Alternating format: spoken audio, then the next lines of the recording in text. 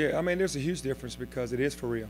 I think that we wanted the exhibition games to kind of see where we were, and we've seen that. We watched a lot of film on ourselves in practice and in those two exhibition games, and we're being very honest with ourselves about where we are and what we need to do and what we need to get better at.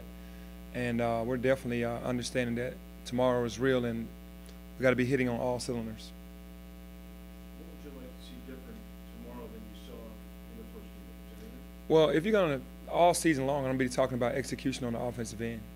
We're running really well and getting fast break points, but we have to execute in the half-court offense. That's what I really want to see us do.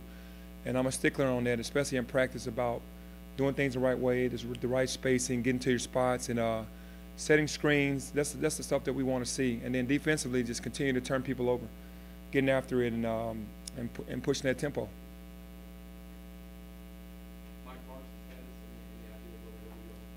Mike has been practicing, so I'll have to wait on Brad to let me know what's going to happen with him tomorrow. But as of right now, he's still out until they tell me otherwise. Anything on Lance Thomas yet? No. Hopefully we'll hear that by today or tomorrow. Hopefully. I mean, we need to hear something. I'm as anxious as you guys are. I really want to know. And hopefully it'll be in his favor because he's working really hard to be back out there. Is he ready to go if he gets there? He is definitely ready to go. Lance is a very hard worker. He gets extra work in all the time on his own. He's ready to go. What is the case? What is the case for him to play right away? You'd have to ask compliance that. I mean, it's just, you know, we put in the request and just haven't gotten the answer back. I don't know how many of these requests they get, but Lance has not been at the top of the list to be looked at early, I guess, because we haven't heard anything.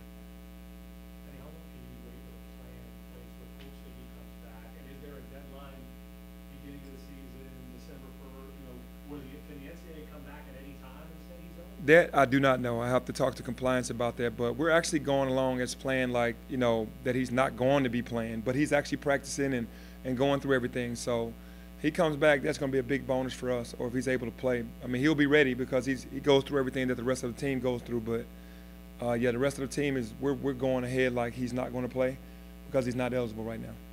So that makes Isaiah Maurice a very important piece of the puzzle. How would you assess what he's done since he's gotten here to now? Yeah, Isaiah is going to be, especially if Lance doesn't play, I think it works both ways how big he's going to be. But if Lance can't play, his role is going to be a lot larger than what he expected probably. And he's doing really well.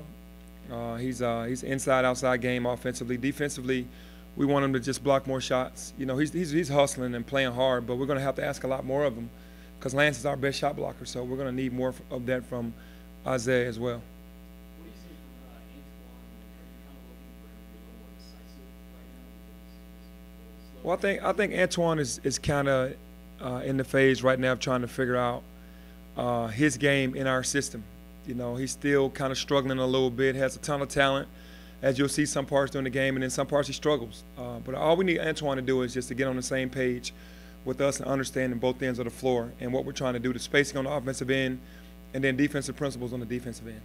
How excited are you for Jeremiah, who's been here for 4 years and really probably hasn't experienced like the real side of Memphis basketball like he will starting tomorrow and this year? Yeah, I'm very excited for him because he was a hometown kid that stayed home.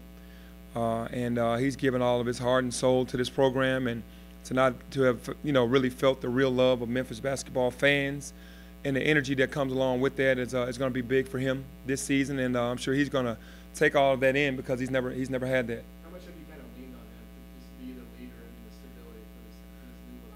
I've leaned on him a lot because he's been here. He understands what it takes, and even though he hasn't gone to the NCAA tournament, he still understands. He's been on teams where he's been in the battle with some good teams. He could tell the younger guys what's going on and kind of collab with the older guys on doing things better and kind of helping me, create that culture that I want to have here. What's your expectations in terms of the fans and things like that? Because there's been so much hype, so much excitement, but it's exhibition games and people can check that off as they don't count. But do you hope that everybody kicks it up a notch tomorrow because these count and you want this home court advantage you were talking about since you took the job? Yeah, absolutely. I was talking to one of our donors, and I remember when they used to, come on the road with us, which was huge for us, and then also the hometown. I mean, you feed off the crowd. We need the crowd to come out and pack the building and be as loud as they can be, because that really helps the players and it discourages the other team. You know, we have great fans, and we're looking to see them come out tomorrow. Tell us what you expect from Tennessee Tech. Well, Tennessee Tech, they're young. You know, they have a lot of freshmen that play just like we do, but they're veteran players, understand how to play.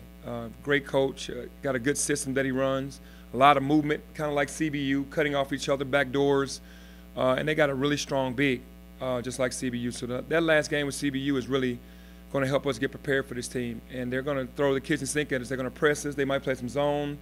They're tough man-to-man. So this is the first game of the year, so every team is going to be hyped, and we can't take anybody lightly. Do you remember anything about the 33 points you scored against Tennessee Tech? I do not. 33? I don't remember anything about that game. Not one thing, which is crazy. As well as you knew Coach Finch, what do you think he would have said to you tomorrow about this job and kind of, you know, about what's in front of you? Well- all the advice he gave you, what do you think he would have told you? Well, I think he would have said to me to trust my gut on everything. Don't second guess anything. Go out there and have fun with it. But, you know, just trust that I know what I'm doing, and go out there and you know, just do what I do. And that's, you know, I'm a thinker. You know, I know that the guys are going to be well prepared, but I think the one big thing he would say is to trust my gut, to know that I know what I'm doing when I'm out there, and have fun while doing so. When Vicky says that she's hoping and praying that you bring this thing full circle, sort of kind of get Larry's goal was to get this thing to Final Four with Memphis guys, is it extra weight? Is it expectations? No, I mean, All that? I don't think it's extra weight. I understand what you know, what I want, and my expectations will be higher than anybody's in this city. And I definitely want to do that. I want to make history with this university, being the first coach to win a national championship, and you know, that's what my goal is. Eddie Katz's recent bracket prediction had you guys as a 12 seed. Would you like that respect? You know? I mean, hey, that's fine for now. We have to go improve. We can't be mad at anyone that is going to rank us where they rank us, because we haven't played yet, and hopefully we'll be able to go out there and prove that we're better than what we're projected to be, and that's on us. You know, and we're ready for that. Change the topic just a little bit. How does your experience as a student, sitting out a year, inform what you do with these kids academically? Well, it's big, because I started that back in middle school, you know, with tutoring and understanding how important education was. I got a huge scare because I didn't get a chance to play my freshman year, and that wasn't fun for me, because I've had basketball my entire life, and all of a sudden I didn't have it for a year. And it just gave me a reality check. So that plays a big part of me when I went to Lester Middle School and East High School, and now at the University of Memphis with study hall and academics, because I go over there once a week, sometimes twice a week, to just check on the guys and let them see me, because I know how important that is. What role did Jenna Pickens play in your life that year? Oh, Miss Pickens played a humongous role. You know, she kind of calmed me down and helped me understand that it was time to buckle down on things, and if I was going to move forward, I was going to need my education, which I already knew, but she just kind of helped me stay focused that entire freshman year, and then, you know, the other couple years that I played here. And with the way the schedule sits, LSU being a week from tomorrow, SEC top 25 team on the road, you only have this one chance in a regular season game. Good, bad, as you prepare for that next game, which will be one of the tougher games of the season? I haven't really thought that far ahead. I mean, I did look at the schedule and go, okay, we have Tennessee Tech, LSU, but, you know, we can't look past the Tennessee Tech game. I think that as soon as that Tennessee Tech game is over, then I'll start looking at, okay, it's time to get at LSU. But to answer your question, it will be huge for us, because it's an opportunity for us to see who we are on the road with a big test at a top 25 team. In terms of the importance of this game, though, as you get ready for one of your bigger games of the year, does that add to this opener now because of, you know, at home first game plus the next one is a big one? Well, you could say that. I mean, you can't have a lapse at home. I feel like you got to win your games at home. And it does, you know, you don't want to lose your first game at home and then have to go on the road, a top 25 team, SEC team. So obviously we're trying to go out there every game that we play and win. So, you know, we just have to be focused on this one.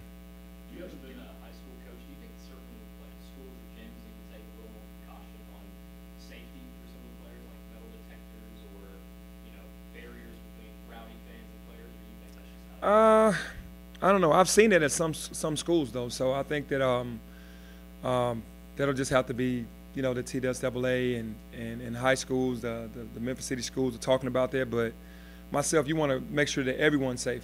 not just the players, but everyone that comes into the game. So, you know, I'll be a fan of whatever they do when it comes to more safety for anybody.